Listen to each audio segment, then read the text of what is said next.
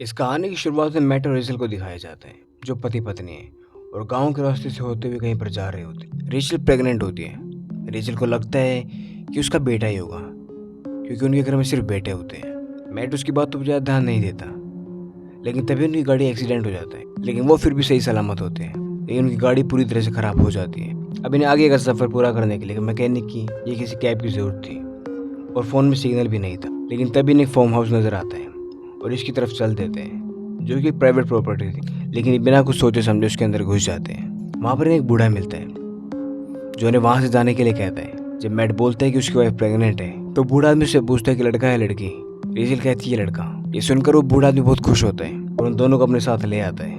अब मैट उस old man से फ़ोन मांगता है ताकि वो पुलिस को या एम्बुलेंस को फ़ोन कर सके, लेकिन वो आदमी मना कर देता है। वो कहता है कि कई दिनों से यहाँ पर तूफान आ रहा है, जिसकी वजह से यहाँ पर कोई सिग्नल नहीं है। और अब वो दोनों उस ट्रक में बैठ जाते हैं उस बूढ़े आदमी के साथ। रास्ते में रेचल को एक लड़की नजर आती है, जो कि थोड़ी अजीब होती है। इसके बाद वो बूढ़े घर पहुंच जाते हैं, जो इन्हें बहुत अजीब लगता है। बूढ़े घर में दो बेटे होते हैं, जो कि अडॉप्टेड होते हैं, और एक बुढ़िया होती है।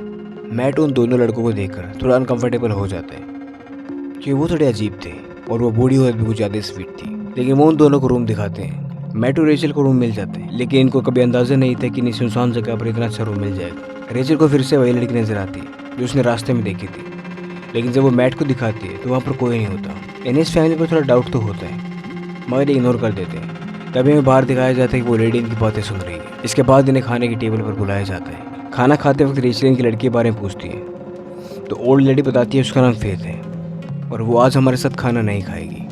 अभी खाना खाने के बाद रेचल और मैट सोने चले जाते हैं। जैसे रेचल की आंखें खुलती तो उन्हें फिर से वह लड़की नजर आती है, जो घर के बाहर थी।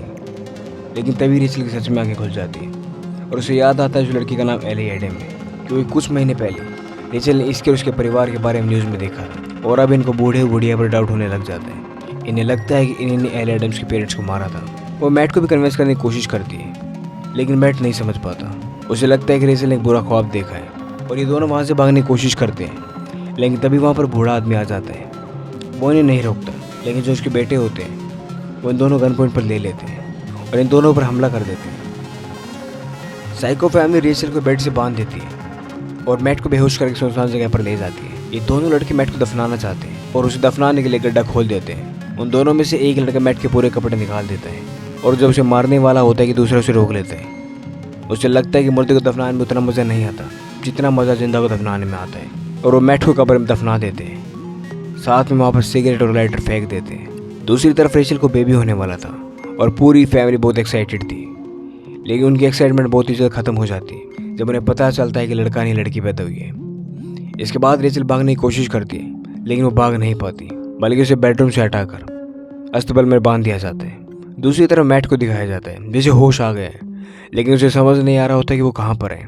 फिर उसके हाथ में लाइटर लगता है और उसे समझ आ जाता है कि वो कब्र के अंदर दफन है, और वो किसी तरह से धक्के मार कर कब्र से बाहर आ जाता है।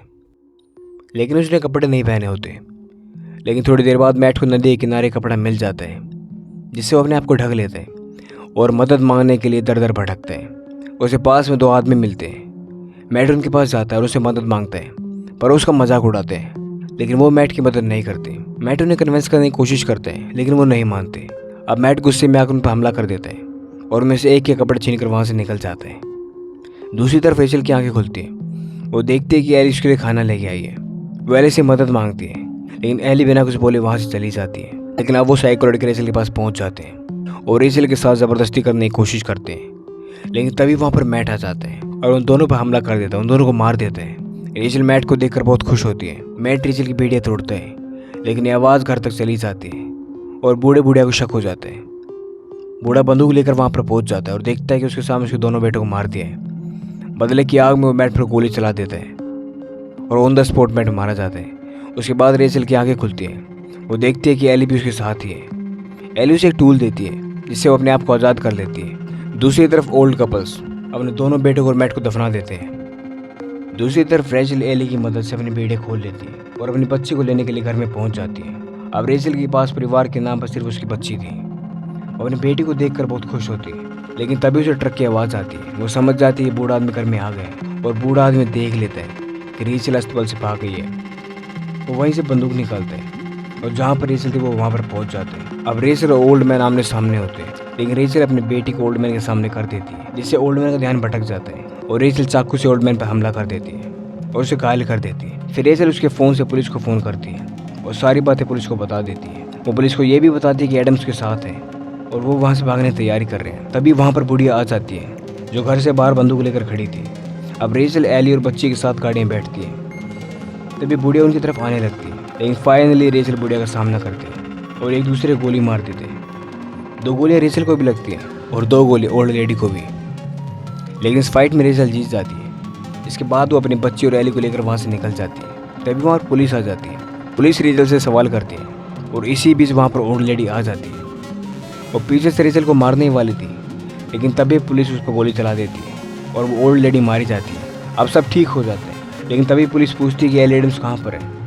रेचल कहती है वो यहाँ पर बैठी है और अब हमें पता चलता है कि वहाँ पर एली एडम नहीं थी, वो एक आत्मा थी जो पूरे वक्त रेचल की मदद कर रही थी। और इसी के साथ ये कहानी यहाँ पर ख़त्म हो जाती है। इस कहानी में एक सवाल सामने आता है कि बूढ़े बुढ़िया ने रेचल और मैट को किडनैप क्यों किया था, और जब उन्हें पता चला था कि रेचल प्रेग्नेंट है तो वो खुश क्यों हुए थे।